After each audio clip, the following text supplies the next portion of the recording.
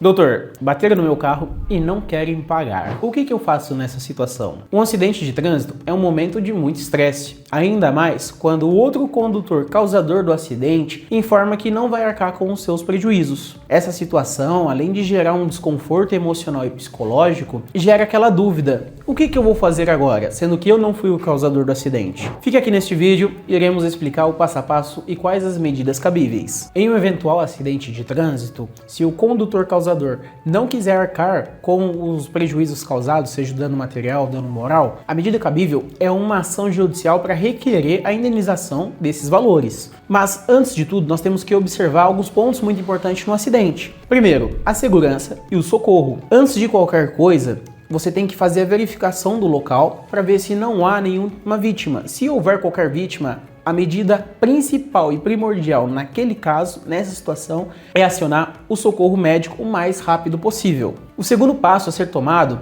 é o registro em vídeo. Não basta somente fotos e provas testemunhais. É claro que o conjunto probatório ele auxilia para que tenha uma boa instrução processual.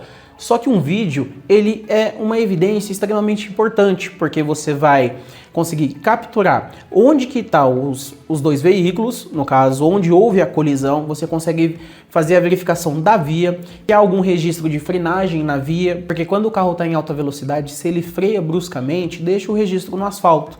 Então o vídeo ele vai conseguir capturar também essa parte, vai conseguir capturar a via que você está, às vezes uma placa de velocidade. Tudo isso é muito importante, é claro, e com as fotos e a testemunha para formar uma boa instrução processual. Doutor, nesse vídeo eu só vou gravar os fatos? Também. Só que é muito importante nesse vídeo você fala a data, a hora, tudo que aconteceu no ocorrido, que você narre brevemente ali. Por exemplo, você pega o seu vídeo, olha, hoje na data tal aconteceu isso, isso e isso, por conta disso, disso. Já foi acionado o socorro, já foi acionado o policiamento para que venha aqui e faça o socorro. No vídeo você faça todo esse registro para que fique formalizado e caracterizado que você atuou da forma mais correta possível naquele momento.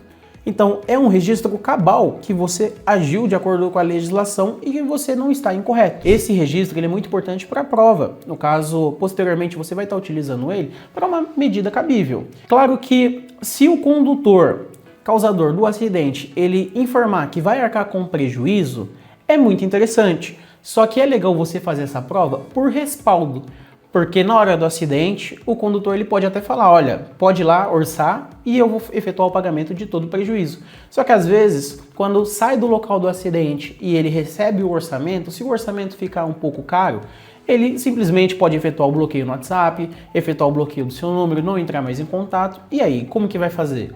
Então, a produção de provas, ela é um meio de respaldo. Não necessariamente você vai entrar com ação judicial, mas se entrar, você tem um respaldo jurídico, porque você formalizou as provas anterior dessa situação. Outro ponto muito importante é a recusa de identificação. Se o condutor causador ele se recusar a se identificar ou a gravar o vídeo ou aparecer no vídeo, isso pode ser caracterizado uma má-fé, o que pode ser utilizado num eventual processo.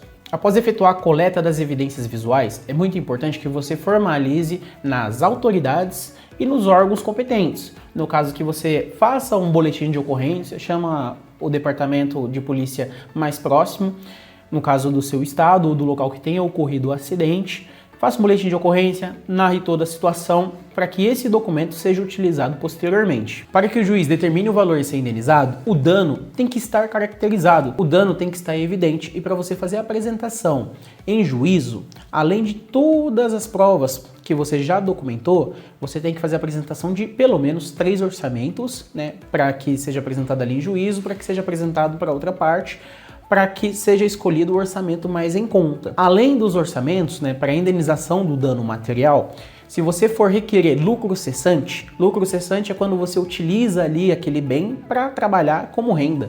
Então, uma vez que você está sem o veículo para trabalhar, não tem como você usufruir daquela renda que você iria oferir com aquele veículo. Logo, esse tempo que você ficou sem trabalhar seria um lucro cessante. Você deixou de lucrar aqueles valores, logo todos os valores foram cessados.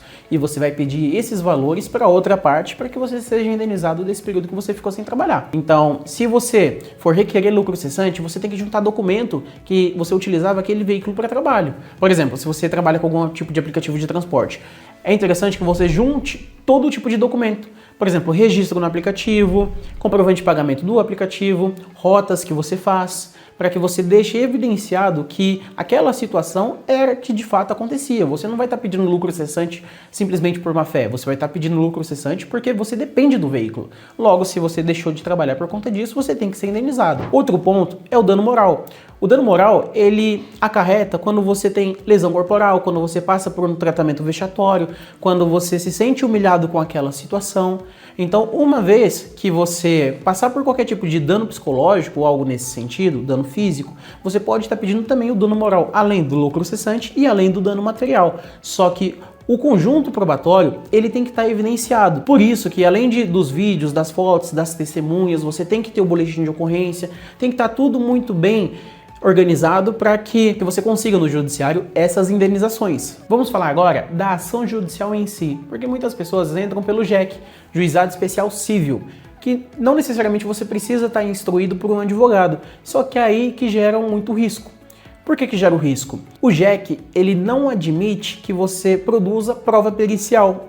Muitas das vezes, o juiz ele vai ter que nomear um perito para que ele pericie o ambiente, para que ele pericie o veículo, para ver a causa do acidente, se de fato você teve culpa concorrente ou se a culpa foi exclusiva do outro condutor. O JEC, ele é declarado incompetente para prova pericial. Logo, o processo ele vai ter que ser encaminhado para instrução comum, no caso para vara comum, e você vai ter que efetuar a contratação de advogado. É por isso que você tem que estar muito bem instruído e com o auxílio de um profissional habilitado naquela área. Em colisões que a culpa não é óbvia, não fica claro quem que causou de fato o acidente, tem que ter a perícia, a justiça comum ela é o caminho mais seguro, porque você pode produzir prova, você não tem nenhum tipo de limitação, inclusive você não há limitação nem de valor de causa, porque o JEC ele é até 40 salários mínimos sem advogado. Posterior a isso, você vai ter que contratar advogado. Então é muito interessante que você faça pela justiça comum se não ficar caracterizado de quem que foi a culpa do acidente, quem que é de fato o causador do acidente. Ou seja, bateram no seu carro,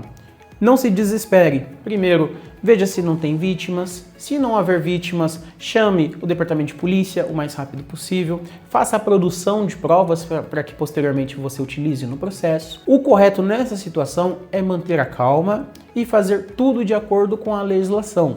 Não adianta se exaltar se a outra parte falar que não vai pagar o veículo. Nessa situação, o que é mais importante é a vida que você tem que priorizar. Bater boca com a outra parte não vai resolver nada. O que é correto nessa situação é a produção de provas para que utilize posteriormente. Se você está enfrentando algum tipo de resistência por um acidente que aconteceu brevemente, eu recomendo fortemente que você procure um profissional da sua confiança para que você seja devidamente orientado para que busque esses valores na justiça comum, porque na justiça comum ela é o caminho mais correto para todos os tipos de acidente, já que tem a necessidade da prova pericial. Se você gostou dessas informações, siga nós, curta, comente, compartilhe e até a próxima.